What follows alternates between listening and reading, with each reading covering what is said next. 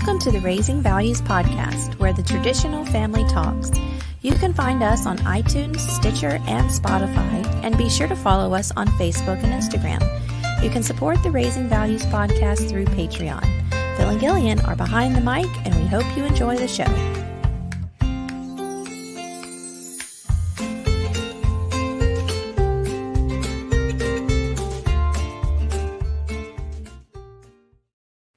Good morning, everybody. Welcome back to Raising Values. Good morning. It's good to see you, Nina and Kyle, but you've been here for a couple of times in the past. But Nina, feel like I haven't seen you in a while. So anyway, good morning. It's going to be a weird morning again, mainly just because it's me, but... I love how you went from I feel like death to turn on. I do feel like death today. But I saw Nina pop up, and then it was like, Nina's here. And I love that. So I know. That's just me. I can do that. I do have a headache, but I'm going to try to work through and do thoughts and words and, podcast stuff. So the title is Giving Up Isn't a Bad Thing. And I'm not giving up. I almost said we need to cancel the podcast, but I'm not giving up.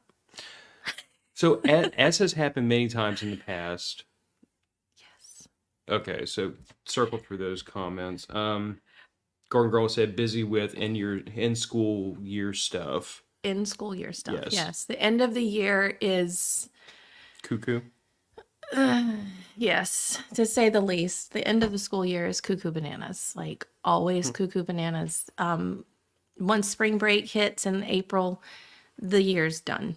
That's it. And it's just really all downhill really, really, really fast. Not downhill in a bad way, but it's just really crazy. And next week is we have 3.5 days left. So, and 2 of those days are really just, it's a field day. And then it's a half day of, we're having a glow party and all that stuff. So. And Kyle said he sees a lot of Piper's face I'm guessing in your pick. Yeah, I saw that comment, Kyle. Which mine. pic are you talking about that you see Piper's face in? I think he's talking about the thumbnail for this because it's got your face and my face on it. So I don't know. He could have been referring. He might have been saying from both of us. We did make her. I think the older she gets, though, the more she looks like you. Yeah. Just saying. I don't know. She might have inherited some of my personality, though. Yeah, we had to talk about that yesterday. I mean, it took me some time, to learn to control my face and tone. we had a conversation about tone yesterday and the words that she says to people and then the tone that she uses and how sometimes they can come off as unkind. I meant what I told my sister yesterday, that she has learned sharp tongue and quick wit. I just haven't taught her discretion yet. So... yeah, Kyle saying the intro pick. Okay, and Kyle, this is Liquid IV, which I prefer over Gatorade. Gatorade, he said Gatorade and Raising Cane's. Raising Cane sounds really good. It sounds really good right now. I will be full disclosure, even though I know one of my students watches this podcast. I indulged a little bit too much yesterday with my family. A little bit too much adult beverages. Only I'm gonna hear about this at school tomorrow.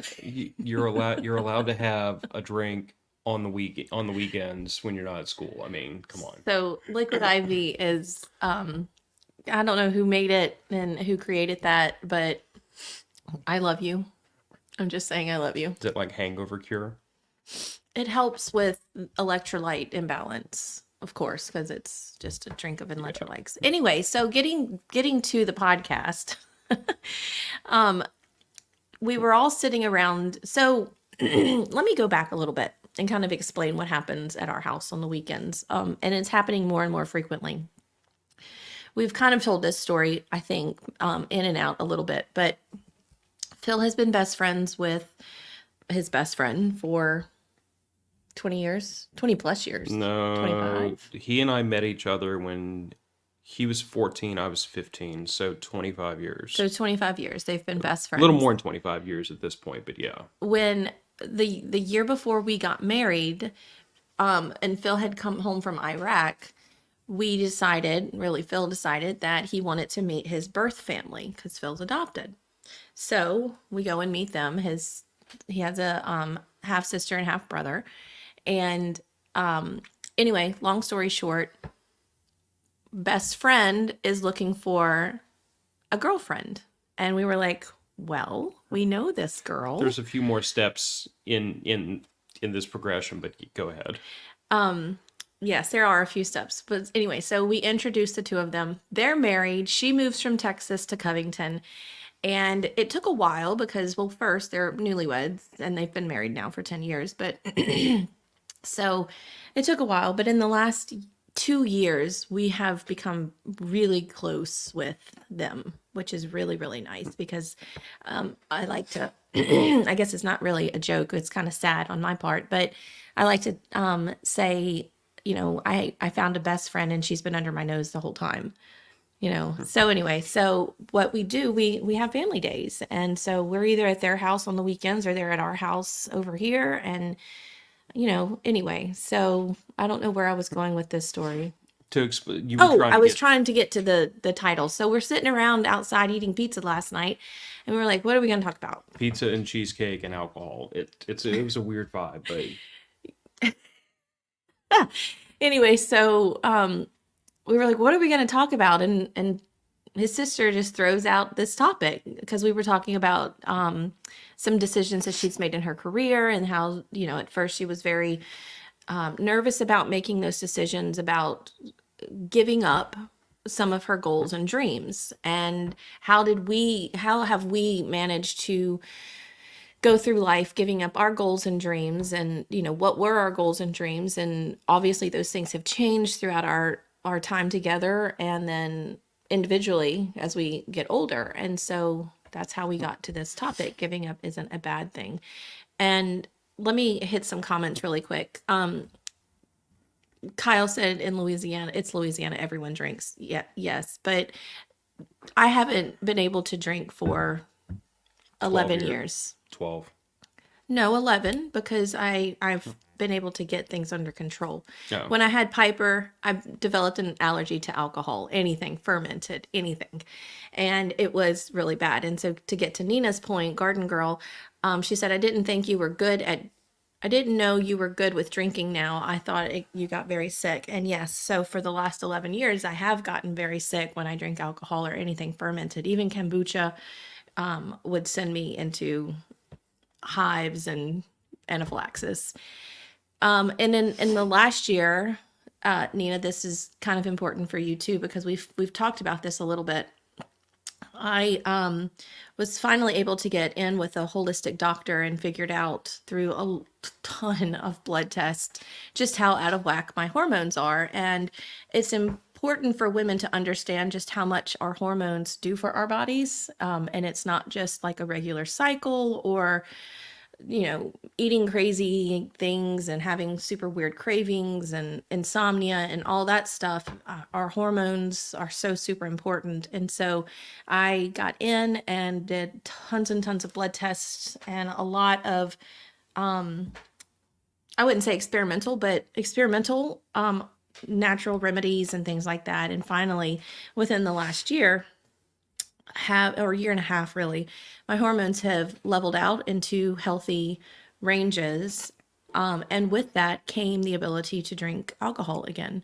And so there are some things that still send me into that rash of just like covered and painful experiences. But there are things that I'm experimenting with to see if I can have an adult beverage again. And so a lot of times it works and sometimes it doesn't. And last night the wine didn't work. And so we will not be doing the wine again. I can't drink wine either. It gives me migraines. Yeah. Always has. Yeah. So anyway, so that's where we are. But back to the topic again, giving up isn't a bad thing. So that's what she had said last night. I love all the comments this morning, and y'all keep throwing me off, and that's good. Phil's putting this one down. Ben said that would be a good topic for women's health. for us men trying to help our wives. You should I coordinate will this with another lady or two. I would love to do that. In fact, Nina, if you're up for a discussion, and I can probably pull Jordan on too, and we could do a women's health episode. Jordan's a little bit younger than us, and Nina, you and I are the same age, and so it would be very interesting to see where we are. I love that idea, and I think we need to do that. Kyle, I'm not even going to read your next comment, and no, sir, you're So banned. anyway, back to the topic a third time. Thank you. Yeah, I mean, I made, as we were having this conversation last night on the back porch, like I made the comment that I felt like my life got a lot simpler, and you and my sister had made the comment like things just seem to work out. You know, like when I say don't worry about it, take a deep breath, it's gonna be fine, it's gonna work out, we're gonna get through it. There's no point getting upset. Like you know me well enough to know that like I am a worrier, I am a planner, I am extremely type A. And like my way of doing things is to plan and obsess over details and schedule and make lists and work all these tiny little details to make sure things work out. But whenever we're facing anything that even approaches a crisis, I'm always very calm. I'm always very steadfast and saying it's going to be okay. We're going to get through it. Don't freak out. It's like I undergo this complete role reversal in those emergency situations. And I was explaining last night that like a lot of that comes from, I guess, like a major personality shift I had when I deployed to Iraq. Because at the time I got my MOB orders, the war was arguably at its hottest at that point. I mean, about the time I got there, the street to street stand-up fighting had largely stopped, except for like Battle of Fallujah. That was awful. But the insurgency really cranked up about the time I got there, and there were people coming home with mortar shrapnel in them. I mean, it is what it is. I wouldn't say that like the casualty rate was extraordinary given that war compared to other wars, but like it was not a foregone conclusion that anybody going over there might not come back. So I had to make peace with that. I had to accept the fact that this might be it for me. I might not be coming home. And I had to go into that environment and do my job so I didn't hurt anybody else or cause anybody else to not come home. And it was a moment where I had to really just accept this whatever's going to happen is going to be. I'm going to control what I can control, and the things I can't control, I'm going to let go of. And I've called it like letting go. I've called it accepting. I've called it, fate or destiny. I've called it God's will. I've called it a million different things. But last night I said giving up, and like you and my sister kind of like recoil from that idea because like the idea of giving up and surrender has a negative connotation to it. And I was like, I'm not saying give up like, like to me, give up doesn't mean anything bad. Surrender doesn't mean anything bad. All surrender Yeah. means is that I am allowing, I am pulling back my own efforts to control the situation, and I am surrendering to whatever is going to happen is going to happen. Yeah, I'm making peace with it and accepting it because I can't stop it. we went around the table with different adjectives, yes, Yeah, adjectives of the word, and synonyms of giving up. See, I can use words. It's I'm proud of working. you. And yeah, so giving up always has had, I think it just carries a bad connotation because you're always saying, people are always saying, don't give up, don't do that, it's always with something of you're giving up, you're letting go of this goal, you're letting go of this dream or whatever. And in the case of where this conversation stemmed from, there are times in our lives where it's not so much that the goal or the objective was too much for us to handle. It's really coming to terms with the fact that it wasn't our goal. Or maybe we thought it was at the time, but we changed. It could be that. It could be that it was also never intended for us, That's a possibility. And so I think there's so much hang on, words are hard. Uh, I think there's like I'm trying. Uh, Go ahead. while you're thinking, I had this thought this morning because I was talking a lot last night about like, well, two concepts. One being your higher calling, and like in the pursuit of my higher calling, I will let go of any of those other goals because the highest calling is the highest priority. And like I was saying last night, like my highest calling for a long time now has been husband father. Mm-hmm. Those things mean more to me than my job, no offense, this podcast, everything else I have in my Mm-hmm. life that I enjoy doing and I find fulfillment in. But if I had to give up this podcast tomorrow to be a better husband and father, it'd be gone because my highest calling has to be my highest priority. And up till the moment I met you, husband father wasn't on my radar. I'd given up finding, Mrs. Rabley. I'd totally just written it off because maybe one day we'll get into that with the patrons only, but like a long storied history of really, really toxic relationships. Mm-hmm. And I got to the point where I was like, you know what, the whole female gender is just, I'm done with all of them. Wasn't gonna convert to the other side. I It's was not my just, favorite gender either. yeah. No But I, offense to anybody. but I was done. I was done trying to find, because like I went into dating with a very, first of all, with a very, I felt like a very reasonable and healthy expectation of like what I needed in a marriage for it to be successful. You know what I mean? Mm-hmm. And when I kept not finding that, I kept thinking to myself, well, it's just not out there. But I knew I wasn't going to compromise on what I think, because to me, marriage is it's till death do us part. It's a lifelong decision. So I would rather be single forever than marry the wrong person. Mm-hmm. And then when I met you, that path just like hard right into the, into the woods because I changed career paths. I You changed did. You everything changed about your myself. major. You changed everything. Everything changed. And where you were going to live, where you were going to move to, all those things changed. So Hus, hus, sorry, not sorry.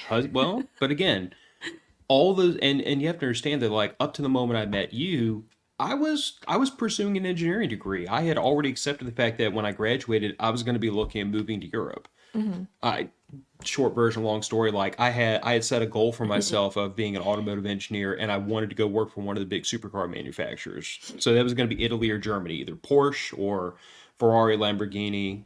But that was where I was going, and you have to understand the way my personality was back then and still is to this day.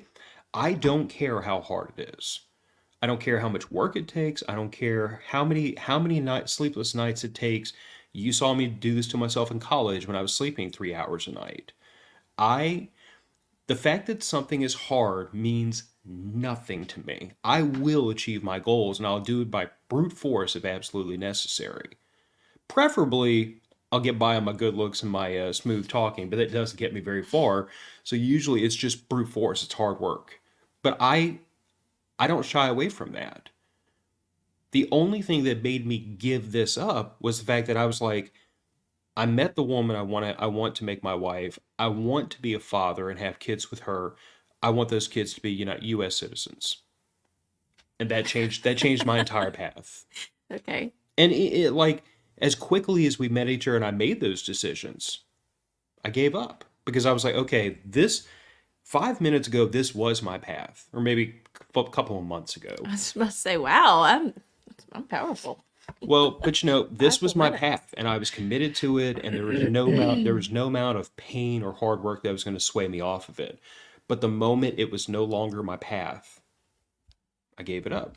It meant nothing to me at that point, and that's why to me, giving up isn't a bad thing. I would never encourage a person to give up on a goal or a dream because it's hard. Life sucks. Right. Life sucks. Get a helmet.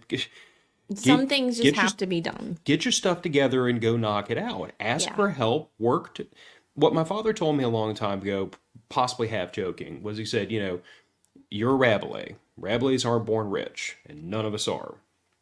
And unfortunately, you weren't born. What was it? It was Rabelays aren't born rich, so you're gonna have to work twice as hard for twice as long to beat everybody else. But if you can outwork them, they'll never beat you. So I grew up with this idea that, like, if I was willing to work twice as hard or twice as long, I would always come out on top. No one could keep me down because I Hmm. was willing to do 4 times the work they were to get to the same objective. And by the way, when you develop that thought process, it doesn't take 4 times the work. You just have to be prepared to do it and Hmm. then just dive in and get it done. But anyway, you let me get off on a tangent. But No, my that's okay because it brought up a couple of things for me. And what I was going to say when I was having difficulty finding words is I think I think you should be proud of yourself when you recognize that that goal is not for you. And I in my mind I have a certain scenario in my head. So and I keep thinking back to your sister, and I hope she doesn't mind us using her as an example because she was the influence for all of this. But she's responsible for this. she she is one of the most she is a force to be reckoned with. She's a powerful woman. She knows what she wants. She knows what she's, after she there's not a lot of question with her. Like she No. is she's just that kind of person. When you meet her, you have 3 options. You can follow behind her, or you can try to confront her, or you can get the hell out of the way. But she's gonna go where she's gonna go. Yeah. And that's not a bad thing at all. In fact, you'll meet her at prepper camp if you're going to prepper camp. Anyway, so Some of y'all met her last year at the Matter of Facts camping trip. when we first met her, when she was 14 years old, I believe, About 13 or 14 years about old, that. she already knew what she wanted to be when she grew up. And she was already working towards that goal. And it was me being in college, I was like, wait, what? She's already like volunteering for a job that she wants when she gets out of high school and she knows where she wants to do. I am not that person. I have never been that person. I have dreams and things that I want to do. I even tell my students when I grow up, I want to be this. And they're like, well, Miss Rebel, you're already grown up. No, things will change. And, I may not always be a teacher. My goal one day is to go to space. Anyway, she's always had these goals and these dreams and since she was at least 13 when we met her. And it wasn't until within the last year that some of those goals changed for her, and she had a really really hard time coming to terms with the fact that her heart was changing. And I think that that was more of what she was trying to deal with than it was the goal that she Hmm. was letting go or the goal that she was giving up. And me being the type B personality that I am, I don't have trouble saying this isn't for me and I need to let this go. I really have never had that kind of trouble. In fact, I mean it's reflected in my career, it's reflected in my friendships, it's reflected in family members. I don't have trouble letting go of things. Certain things. I'd have Certain trouble letting things. go of you or letting go of Piper, but I was just gonna say that the interesting parallel here is that my sister, I would never say she and I have the same personality. We have very similar you personalities. do. And you and my best friend, her husband, have very similar personalities. Hmm. So it has and like me and my best friend, like we've literally had that weird almost brotherly relationship for 25 years where like we could talk to each other about anything. There's no pretense between us. It's just, hey dude, what you doing? Let's go hang out. Yeah. And I have often thought to myself, I'm like, there's got to be a psychological paper to be written here about the fact that I married a woman with almost exactly my best friend's personality, and then he married a woman with very much my personality. It is Because a little weird. but I think the old opposites attract thing. Hmm. I think those personalities just click together. Like you and I offset each other because we are both such extremes, and they offset each other a Hmm. lot Hmm. because like I've always said, I think they're good for each other because they balance each other out. And the And same can be said for us. in either couple's case, we are all 4 of us are extremes of our personalities. So we need an extreme the other direction to like bring us back to center. But anyway, So what you're saying is everyone needs a hippie in their life or or or a soldier. or a worrywart type A list making obsessive compulsive person. to like, get you to come down out of the clouds every now and then and embrace reality. Oh, yeah, I guess so. God, she used to get so mad at me when we were dating, and I would tell you like, babe, you got to get your head out of the clouds, and like, there's work to be done down here. I would get so mad at you. I was like, no, I'm staying in the clouds. This is where it's nice. But anyway, I it was kind of in that moment when we were talking about it. We were camping that weekend, and she was talking. We were talking about these goals that she was considering giving up, and not because the goal was too hard or it was too much of a fight or anything like that. It was just she wasn't sure that it was for her, and it was in that moment that I was like, damn, I'm old. And now I'm, spewing wisdom to my younger sister who, I've been there, done that kind of thing. Vintage. That was what we were called yesterday. The day before yesterday was vintage. We are vintage. Sounds so much nicer than over the hill. Yeah. Anyway, she went through with giving up. And she decided that that path was not for her. And I really couldn't be any more proud of her, because I think had she continued down that path, or when we continue down paths that really aren't meant for us, maybe we thought that they were meant for us, but they really aren't meant for us, then your struggle is so much worse. You're trying to make a square peg fit in a round hole, and it's just not there. And so I think you have to be proud of yourself when you come to that realization, especially if you can figure that out before you start going down that road. Yeah. And then the other thing that I was going to say was, well, I think I've kind of already said it, is I'm such a type B personality. I cannot remember a time in my life where I was like, yes, that's what I want to be when I grow up. That's what I want to do. I'm going to school to do this. But that's because you're a Toys R Us kid. I changed my I changed my major 3 times. I ended up only majoring in general studies because I couldn't put it down on paper. I wanted to do art history, and so, but they didn't have an art history degree at the time, so I took every class that I could, and I wanted to minor in this, and I wanted, but I think it's funny how when I first enrolled in college, I enrolled in teaching. My major was teaching. I wanted to teach English. And here I am, throughout my entire career, in the back of my head, it has always said, you need to be a teacher. You should be a teacher. And if I guess if you look at my career, I have been a teacher. I've been a teacher since I graduated from college. Yeah. I just did it in a nonprofit setting. I did it it's called informal education. So I was leading the golf chat at the aquarium. I was taking animals out and talking to guests and educating them about different animals. And I would take my volunteers out to different ecosystems, and we would spend days out there and study the ecosystem. So in a way, I have always been a teacher, but now I'm in the classroom actually teaching. And when I made this career shift, I got out of nonprofits and became a teacher. In my head, I kept saying, well, this is just temporary because, my whole career path has always just been temporary. I've done this for 7 years. I did this for 10 years. I did this for 4 years, whatever. And then I said, this is going to be temporary. It's going to be until Piper graduates from this school, and then we're going to leave. And that that's not going to happen. I don't know if I will retire from this school, but I am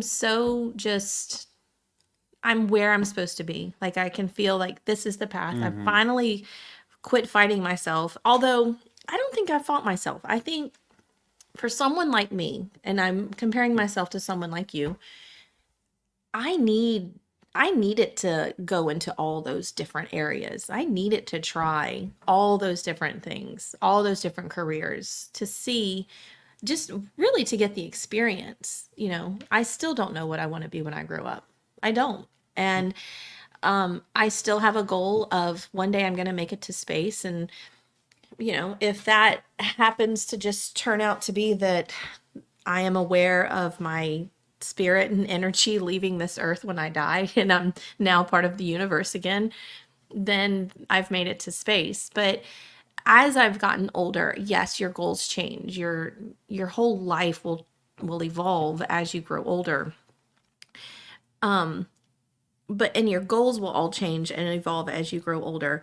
I'm just more at peace now. I don't put that burden on my shoulder of I've got to have a career set and I've got to know what I'm going to do when I grow up and I've got to do this.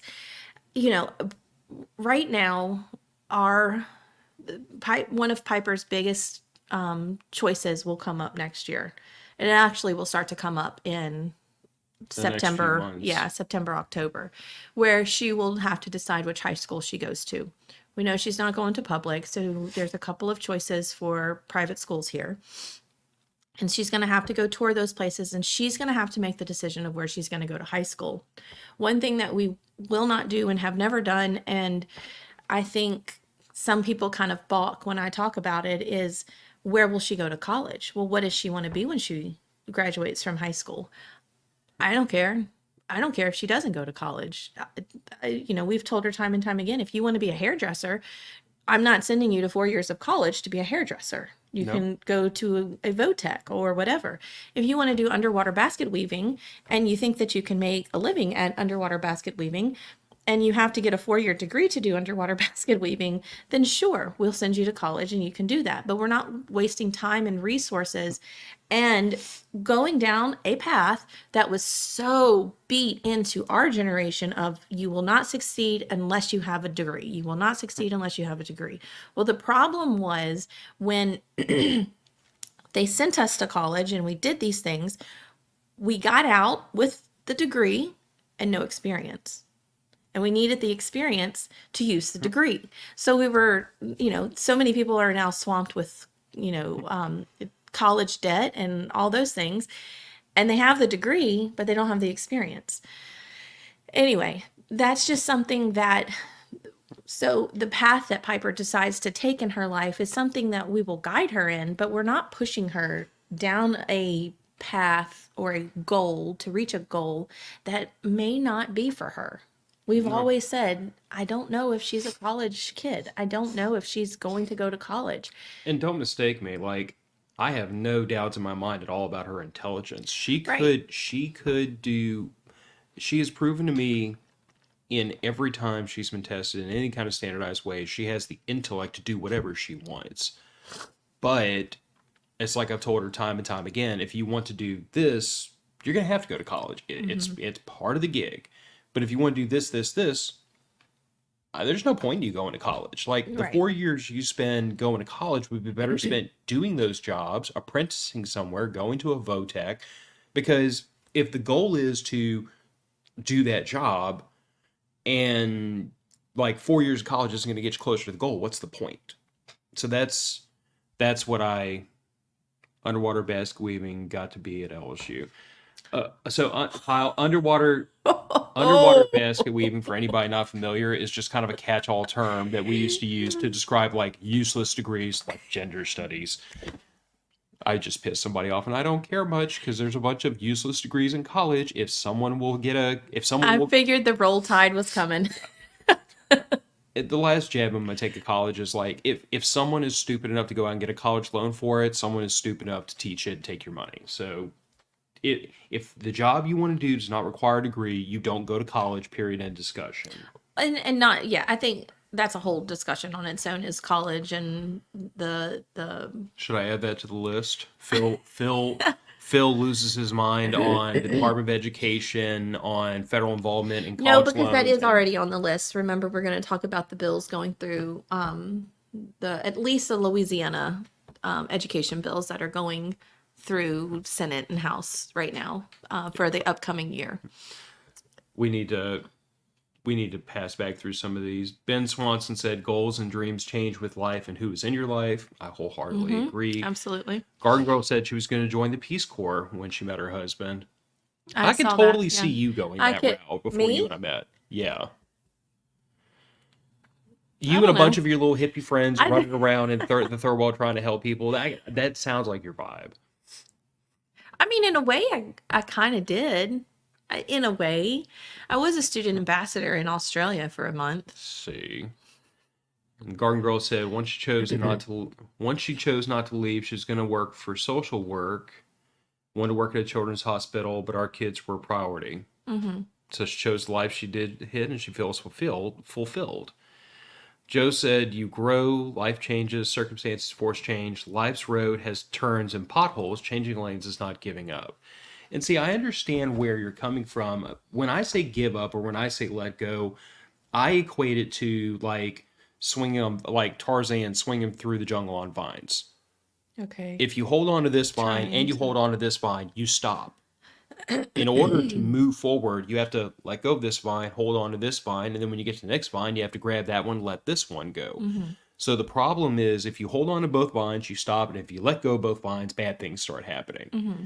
So that's when I say things like give up or let go, I mean that when you change lanes or when you change paths or goals, you have to let go of the old one. You can't when I say give up, I mean it in terms of I am not giving it any more attention or thought or emotion. Like I don't stop and think to myself hardly ever except when it gets brought up. But like I don't think these days about, man, wouldn't my life have been so great if 20 years ago I hadn't decided to, get married to this girl and have a family and I pursued that dream of going to, Germany or Italy and work on the next Lamborghini or something like that. Wouldn't that have been such a better life? I don't ever think about it that way. I think about it as, Glad for that. but my point is, when I gave up that dream, I gave it up. Mm-hmm. The moment I changed paths, the old one meant nothing to me. It wasn't my path anymore. It wasn't my goal. So Well, when I say give up, I'm just saying that if you continue to give energy to and pine for that old goal, if you continue to think to yourself, man, I made a mistake. I should go back and I should do that, or I should try to keep that door open.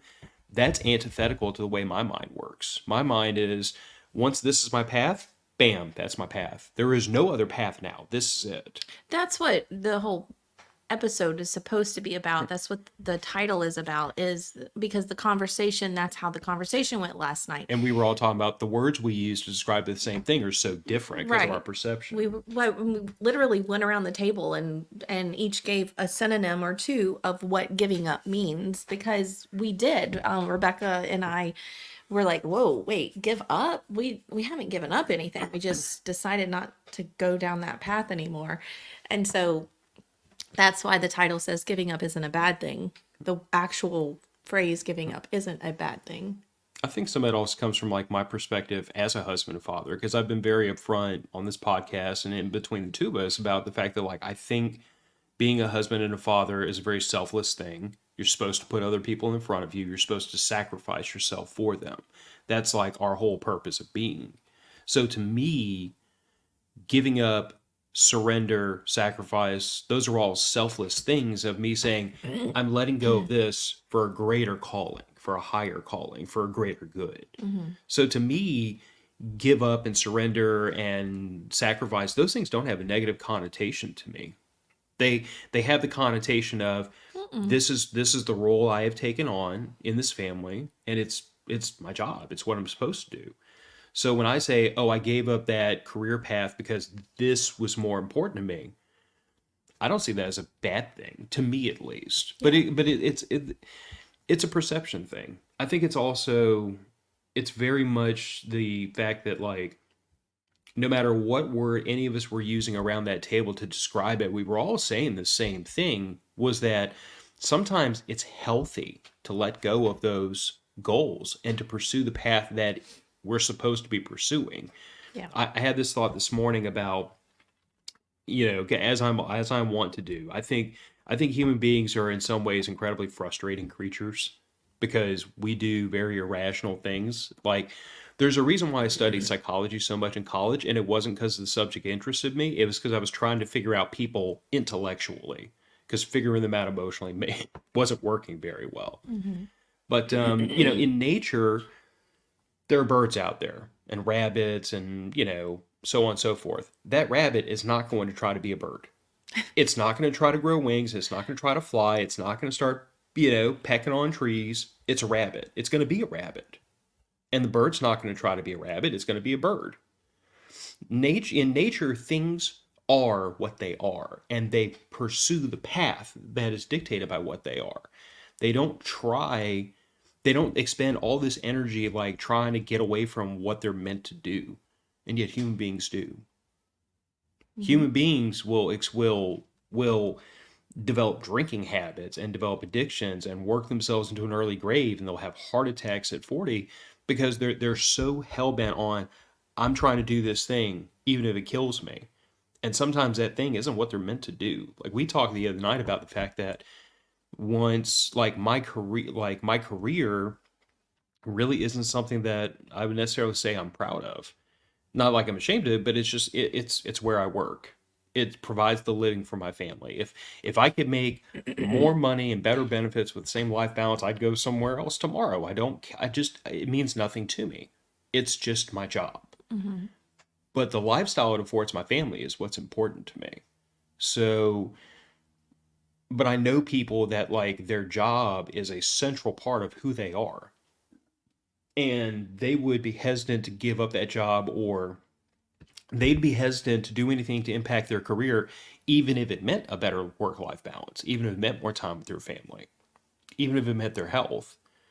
Like, I hate to say it, but like, I've had coworkers who literally, like, they were within a few months of retirement, they punched out one day because they were feeling bad, died on their couch that afternoon. Yeah. Just totally 100% stress induced, you know, cardiac event. And I'm sorry to say, but like I've been the one to say time and time again, like husband and father is my highest calling. I would change careers in a split second if it helped me do this better, because this is more important to me. But I know people that won't do that. I know people that they would get in their heads up, well, I spent 10 years working here and I've been working towards that corner office, or I've been working towards that top job, and like that becomes the thing that drives them. But does it drive them because that's what they were born to do, was work at get that corner office and have the big desk? Or were they born to do something else? Were they born to be a husband and father, or a wife and a mother? Were they Hmm. born to start a family? Were they born to volunteer for their community?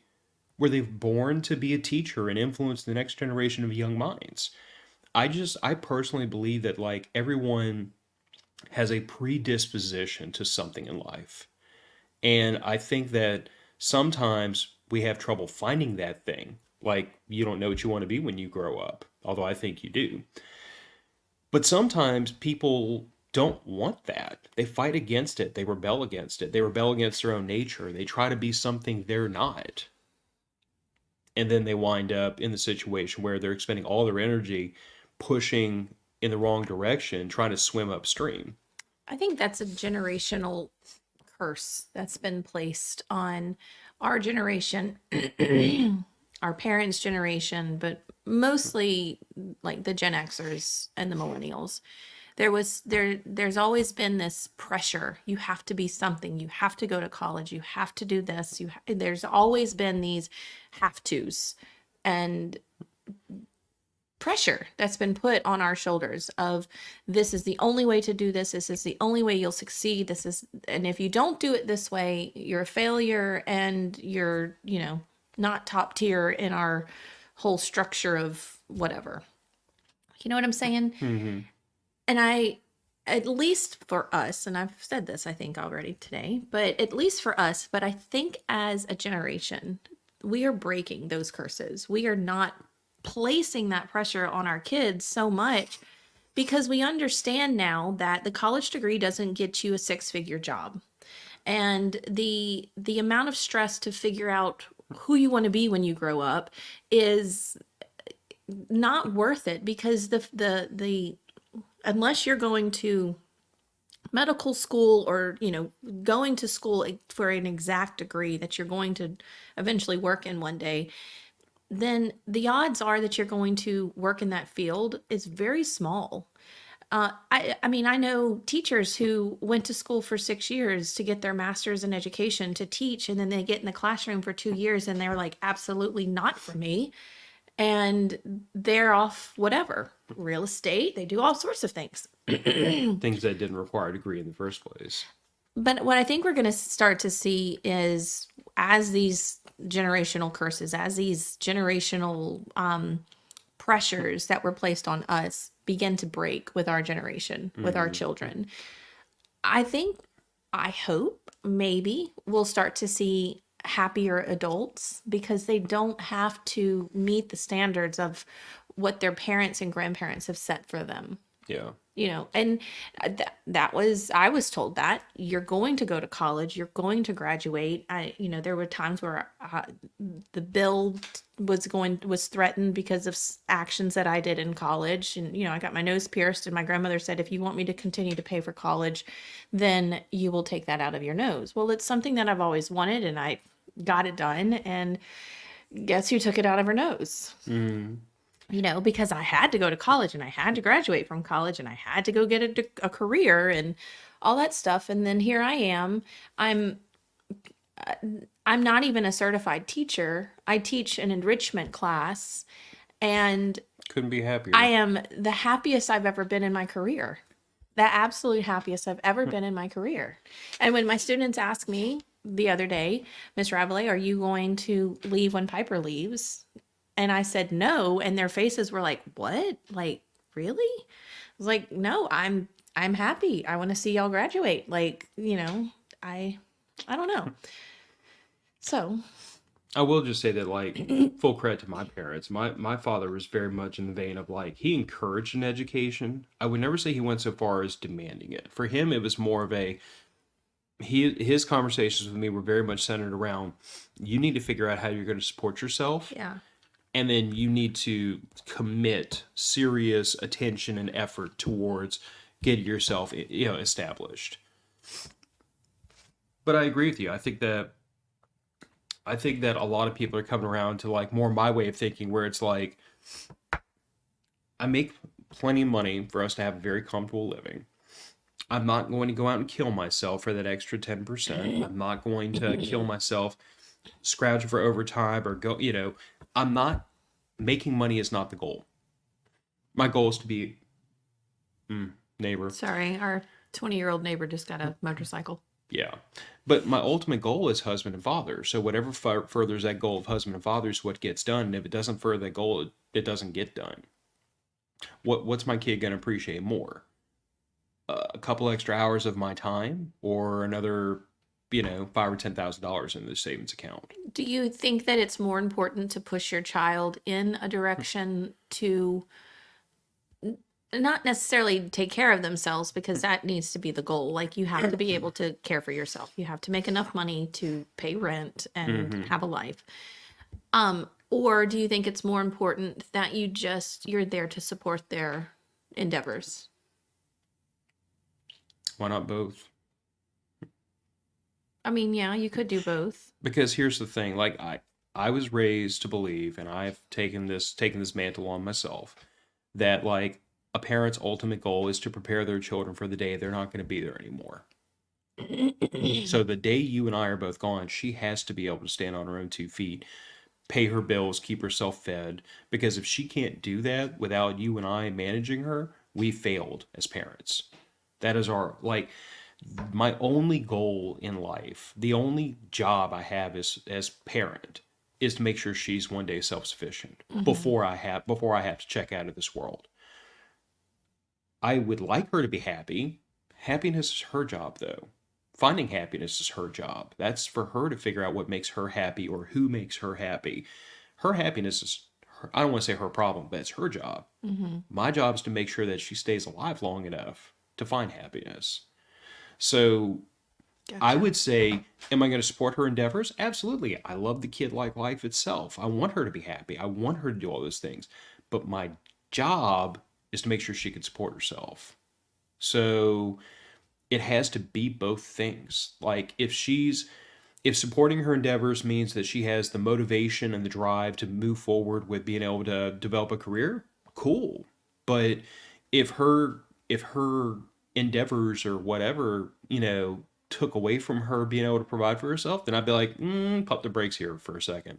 Yeah. Like, I would love to quit my job and be a full-time podcaster. Be a lot of fun, but it's not going to pay the bills. So at a certain point, your endeavors, have to take a back seat to a little bit of reality and a little bit of, you have to be able to take care of yourself. I don't know who PBN member That's is. James. Oh, hi, James. I love your comment. He said that this is his favorite episode to date. Great work. Thank you, James. The boss agrees. Kyle said college is wasted on me. Didn't have to have a degree to work here. I'm in a weird position where like You didn't have to either. I did. You do have to have a degree to have your position? Yep. Oh. Yep. I mean, I have to have a degree to have my position, but my position doesn't necessarily need a teaching degree. Teaching. Well, what I was saying was I had to have a bachelor's degree to even get my foot in the door for an interview where I'm at. But I wouldn't say that. I don't know. Like a lot of the things I learned in college have come in handy at the job I have now. But I would say a majority of what has made me so successful has actually been things that like I learned on the job, not just here, but in previous jobs. Like when I was an operations and a general manager, I learned all kinds of things that I'm applying now, which are making me very successful. So it's one of those things where it's like I had to have the bachelor's degree to get in the door, but the work experience is what got me through. So I don't know. I'm hoping that I see a shift happening in the private sector where there's less and less emphasis on people having a bachelor's degree or a master's or a PhD, and there's more and more emphasis on like bringing people in entry level jobs, and it's sink or swim. You come in here at the bottom, you show me what you can do, you move up based on that. There is no more.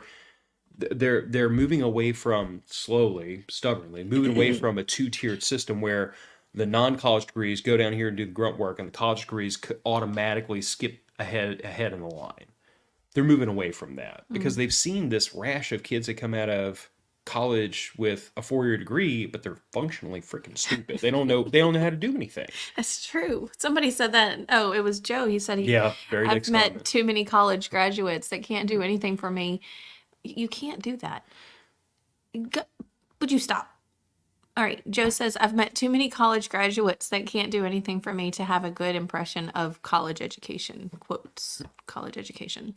Yeah. Well, I mean, and the analogy I would give is that, like, if my boss says, hey, Phil, I need this, I'm not going to ask her.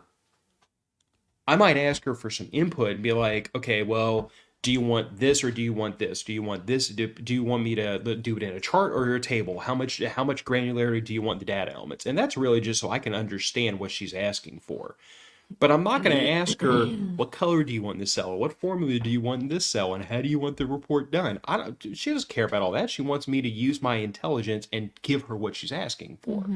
But I know a lot of these damn kids coming out of college that they can't think that far because their entire college education has been, here's an assignment, I get the assignment back, here's another assignment, and that's what they're college is not what it was when we were in college. College is not. My personal opinion is college is a waste of time now because it's more of a daycare for emotions and feelings, and not so much learning is going on. I don't know. Maybe it is. But I would say that started when you and I were there. It was starting. It hadn't quite taken over. It hadn't quite taken over. But again, like you and I were unique amongst a lot of our peers because like you had a student worker job. I was working part-time and full-time all the way through college. Like I can remember getting invited to the bars with all these idiot, 19, 20-year-old kids. They were inviting me to go out, with them because we were classmates. And I was like, nah, I got to go work. And then all the color would drain out of their face when they realized I was like 24 years old, engaged to be married, had an apartment, had a full-time job. Like they're all like, like their whole world was, I'm going to go to class and then I'm going to go do stupid stuff after class. And they were just like, you mean you're like an adult? And I'm like, yeah, I'm like a real adult, not like a little boy anymore. Anyway, Gillian says I was an adult by the time I was 14 years old. 6. Not 6. He was a real adult by the age of 8. Kyle was saying that's the problem with my job. People identify it with their life. And that's very common in law enforcement and in military and in a lot of career fields where like it's not just the job, it's them. Like, I am a soldier, I am a cop, I am a nurse, I am a whatever, and it's a component of their self-identity instead of just a job. Which I guess is why, like, and when I say it this way, you have to understand, like, I take my job deathly serious. When I'm clocked in, I am 100% focused, do the best I can, because that's my work ethic. But 5 seconds after I punch out, I don't care anymore. I don't care a little bit. Are you okay? Hmm. Okay. She's bouncing over here. Garn Girl said my sister teaches fifth grade and had a criminal justice degree. Hmm. Yeah. Ben said I was an automotive tech to massage therapist to cook to CNC machines. One of these days, we're going to have to sit down and talk about our career progression because, especially through college, I did all kinds of stuff. Like, Hmm. I wouldn't say I bounced around from job to job, but like the stuff I did was just to cover the full spectrum. Because again, it was just like my goal is to get through college. I don't care where I'm working, just give me a job. Carl Radley, not having college often limits you. I don't think that's the case so much anymore. It was in his generation, It wasn't, definitely. yeah, definitely, and It it was a lot in ours, but I don't think that's the case so much anymore. I think people are really starting to figure out just because they finished college doesn't mean that they're going to be a good employee. And what's worse is that a lot of young people are getting out of college with a bachelor's degree. Oh, there's no jobs. Go back into college, get a master's, come back True. out. Oh, there's no jobs. Go back in, get a PhD, come back out, and now they've got 100 grand in student loans stacked up, and no one's gonna pay them PhD money with no experience. Yeah. So their only job. Depending on the PhD. Uh, A I was doctor, I a would. medical doctor. Not all PhDs are medical doctors. And that's not what I'm saying. I know that. I know plenty of people who have PhDs not in the medical field, but they will get their PhD and make enough money to pay back those loans. Not in all cases. Not in all cases. If you get a PhD in history, unless you go score something in academia and get tenured, and there's not only so Yes, many of that those is jobs like exactly right what now. I'm saying. Okay. There's enough people that are currently on social media lamenting their postgraduate work and how they're buried in student debt forever and they work as baristas at Starbucks to prove that what you're saying happens, yes, but what I'm saying happens too. I can't roll the dice on $100,000 in debt on a maybe I'll find a job. We're saying the same thing. Yes, but you're arguing with me regardless. Anyway, She just likes to argue with her husband. It must be a wife thing. I'm not even arguing with you. You're arguing with me. Looks like we need some likes on this video chat. Kyle said, I'm on the clock watching this podcast. Get her some Raisin Canes, no slaw, extra fries, extra sauce. See, he knows where it's at. We're going to get Raisin Canes today, aren't we? We're gonna have to. If we can get out of here and go get the errands done, we could probably do like a late lunch picnic over at the lakefront. Okay, well, let's finish this then. Okay. So all I'm gonna say to round this out is like, to me, giving up isn't a bad thing. Surrender isn't a bad thing. Compromise isn't a bad thing. I always say that in my world, as I'm sure in most people's, even if they don't have necessarily the verbiage to put into words, in my world, everything is organized. Shock and surprise, I know. But my top priority in life is husband, father.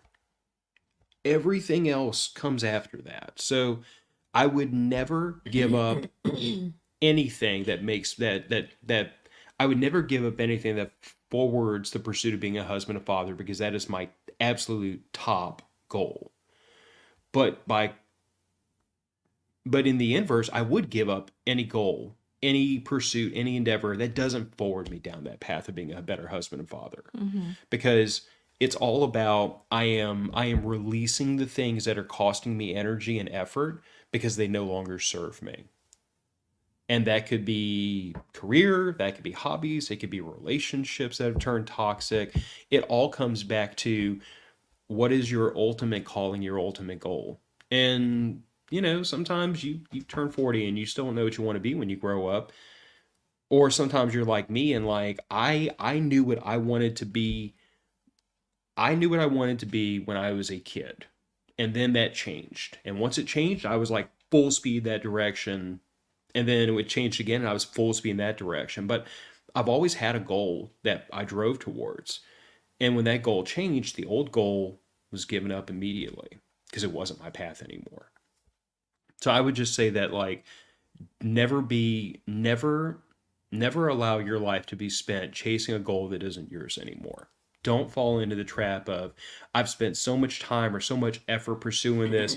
If it's not your path anymore, let it go and go do the thing you are meant to do.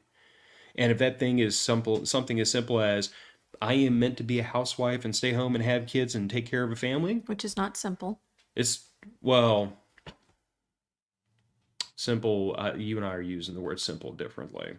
My point is, like, if that's your goal, it's full speed ahead, lady. You go get it. If your goal is to run off to Italy and work for Lamborghini or Ferrari, then good luck learning that language and go have fun with it. But whatever your goal is, you have to do two things, in my opinion. You have to fully commit to that goal and pursue it relentlessly. But you also have to let go of anything that doesn't push you down that path. Mm-hmm. And when the goal changes, you're going to let go of this goal that fast to pursue the new goal relentlessly with everything you have. That was a really good ending. I'm good at that every now and then. I'm good at talking. Way to go, Mr. Rogers. I have. So does this mean I have to trade in the t-shirts for the sweaters? You need a cardigan? I'm not shaving though. I do have a cardigan. Oh, Lord have mercy. Anyway, so next weekend we will not be on because we will be out of town. But we should be back on the following weekend. So, anyway, I hope y'all enjoy the rest of your Sunday and the rest of your weekend. And thank you for joining us. There was something else I wanted to say. Oh, Raising Cane's. well, yeah, Raising Cane's is coming. Thanks, Kyle. Really quick before we jump off, there is an episode that Sarah put out with I the. posted on our YouTube channel. Okay, it's on our YouTube channel. We did a. It was it PBN girls? Not all of us. It was anyway. It was Lady Preppers. Well, it was about prepper camp. It was Yeah. about prepper camp, and which is coming up. Going to be actually pretty quick before you think of it. Before you whatever, it's going to be here before you know it. So go check out that episode. It was a lot of fun to do. Jordan was there, Jane Austen. Oh, I can't remember the other lady's name, but she has been at prepper camp for quite a few many years. Was it Virginia? No, it wasn't Virginia. Did it start with a V though? No, it didn't start with a V. I'm sorry. It started with an M, I believe. But anyway, she teaches a class at prepper camp. I haven't met her, but we'll have to hunt her down this year. Yes. So anyway, and then it was Sarah Hathaway whose podcast we were on. So anyway, go check out that episode and remember that prepper camp is coming up. To get your tickets, we will all be there. Not just like the Ravelets will be there, but I think pretty much everybody's going to be there this year. So anyway, go enjoy your beach day, Ben, and we'll see y'all later. Thank y'all for joining us today. Bye, everybody. Bye.